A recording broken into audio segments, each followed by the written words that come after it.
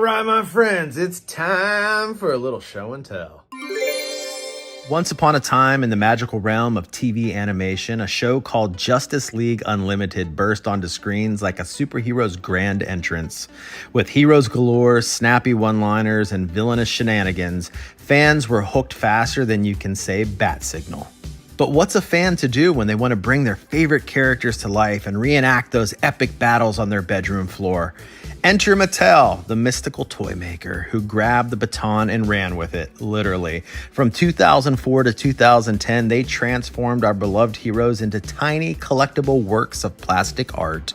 Mattel just didn't make action figures. They unleashed a miniature army of justice-seeking, villain-thwarting champions.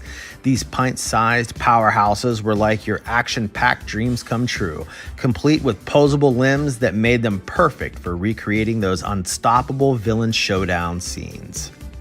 But what set these figures apart were their quirky, animated style designs. Batman was all stern jaw and billowing cape. Superman's spit curl was perpetually on point, and Wonder Woman was ready to lasso anyone who dared challenge her.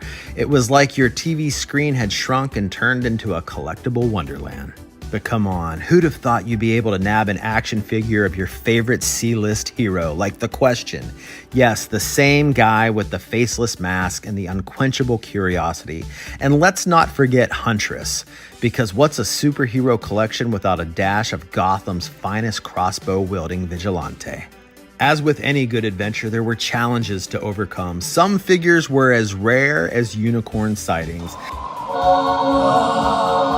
Limited editions, exclusives, and those elusive 7-packs were like the hidden treasures of the action figure world. Folks embarked on epic quests to track down these collectors' gems, swapping tales of their victories and near misses in the great action figure hunt. But alas, like all good things, the Justice League Unlimited action figure saga eventually came to an end in 2010. Mattel hung up their capes, citing the changing tides of the toy market. But fear not, the legacy of these action figures lives on, not just in dusty collector shelves, but in the hearts of fans who still wield their mini heroes in epic battles against the forces of imaginary evil. And so, the tale of Justice League Unlimited action figures reminds us that even in the realm of plastic, heroes can be found in the most unexpected places. So go ahead, gather your tiny titans, unleash your imagination, and let the battles of good and evil continue on the most important battleground of all, your living room. In the neon-lit era of parachute pants and boomboxes, a new kind of hero burst onto the scene, none other than the indomitable Chuck Norris. Already a martial arts icon and silver screen sensation, Norris took a daring leap into the animated realm with Chuck Norris Karate Commandos in 1986. But the story didn't end with just animated exploits. It extended to the realm of action figures, etching its mark in the annals of toy history. As Chuck kicked his way through animated battles against the forces of evil, Kenner, the masterminds behind the Star Wars toy line, saw an opportunity. They unleashed a squadron of action figures that captured the essence of martial arts mystique and 80s bravado. These action figures were like adrenaline in plastic form, boasting rippling muscles, martial arts poses, and accessories that would make any villain tremble. At the forefront was Chuck Norris himself, ready to face down any foe or imaginary adversary conjured up by young minds. But he wasn't alone. The lineup included an array of characters, each an archetype of action hero tropes. From the good guys like Kimo, Tabe, and Reed Smith to the bad guys like Red Ninja Master, Super Ninja, and Ninja Warrior, every figure was a portal into the realm of imagination, where battles between good and evil played out in the living rooms and backyard jungles.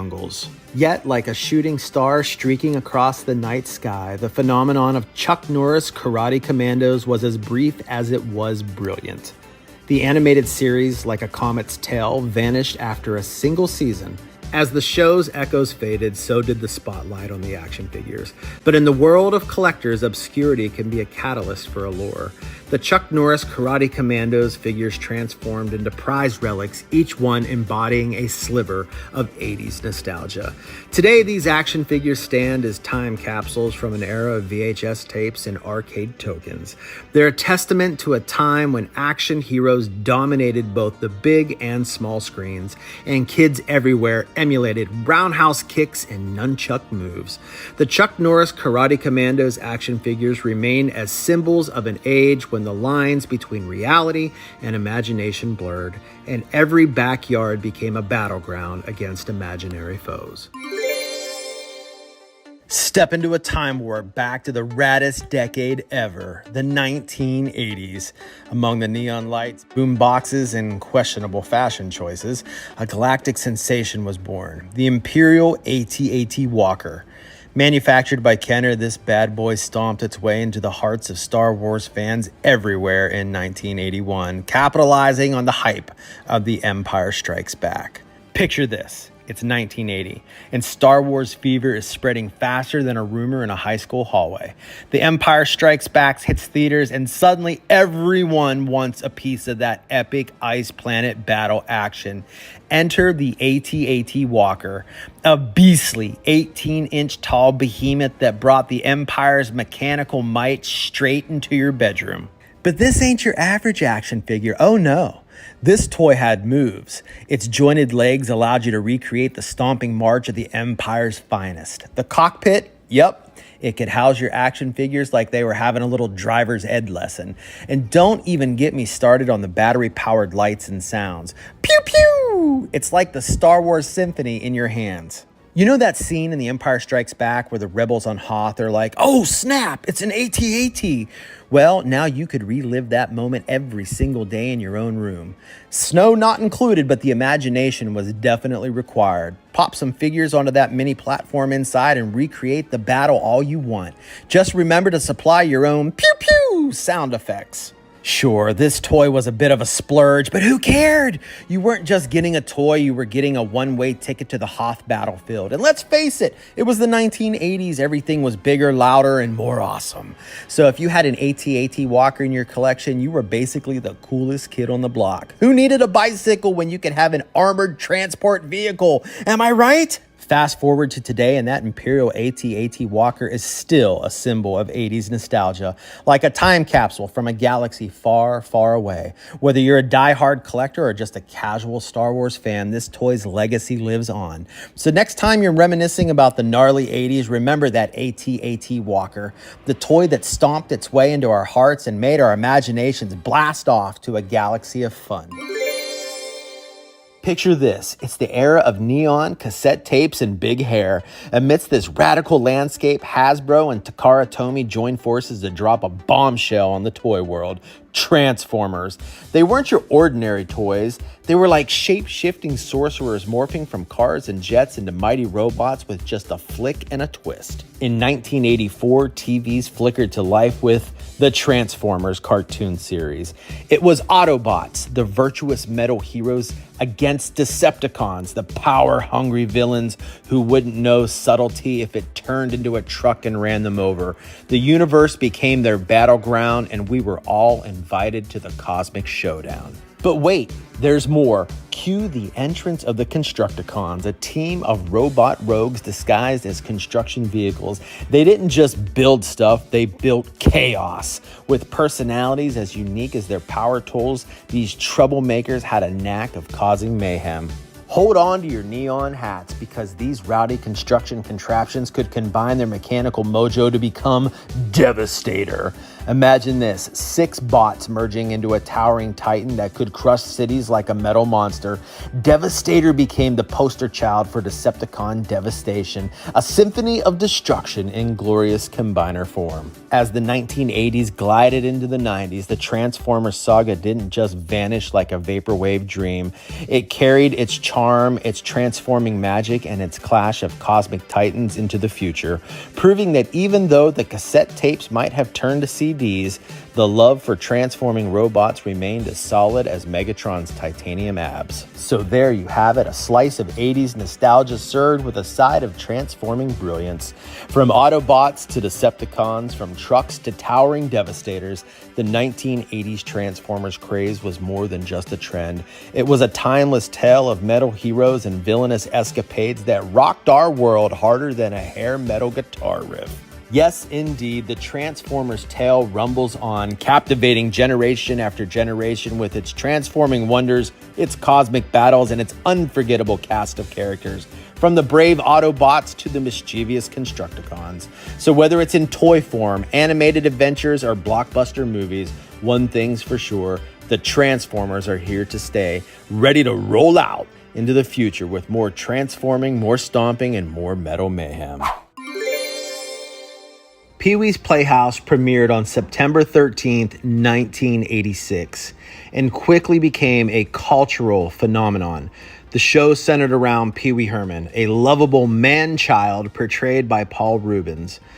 With its unique blend of zany characters, colorful sets, and offbeat humor, Peewees Playhouse stood out as a one-of-a-kind children's show. Pee-wee's infectious catchphrases like, I know you are, but what am I? You're a nerd. I know you are, but what am I? You're an idiot. I know you are, but what am I? I know you are, but what am I? I know you are, but what am I? I know you are, but what am I? I know you are, but what am I? I know you are, but what am I? Mecca like a high, make a hiney ho. As the popularity of Pee-wee's Playhouse soared, demand for merchandise soared as well. That's when the idea for the Pee Wee Herman talking doll was born. Produced by Matchbox Toys in 1987, this doll allowed fans to bring Pee-wee's charm and wit into their homes. The doll stood 18 inches tall and was dressed in Pee-wee's signature gray suit, red bow tie, white shoes, and his unforgettable hairdo. It was designed to replicate Pee-wee's voice, allowing it to speak phrases from the show, including the classic, I know you are, but what am I? And, I'm a loner, Dottie, a rebel. I'm a loner, Daddy, a rebel. The Pee Wee Herman talking doll took the industry by storm, becoming one of the hottest selling toys of 1987. Its popularity was fueled by the show's massive fan base, and parents rushed to stores to get their hands on one for their kids. Due to its overwhelming success, the doll quickly sold out in many locations, leading to high demand and even higher prices on the secondary market. Beyond its immediate success, the Pee Wee Herman talking doll left a lasting impact on the world of toys and television merchandising. It set a precedent for how successful TV shows could leverage their popularity into successful merchandise, making Pee Wee Herman a trailblazer in this regard. Peewees Playhouse itself continued to run until November 1988 and left an enduring legacy. It inspired a whole generation of children's television shows and demonstrated the power of creativity and imagination in captivating young minds. And there you have it, the incredible success of the Pee Wee Herman talking doll and the cultural impact of Peewees Playhouse. It's remarkable how a quirky children's show and a talking doll could leave such an indelible mark on pop culture history.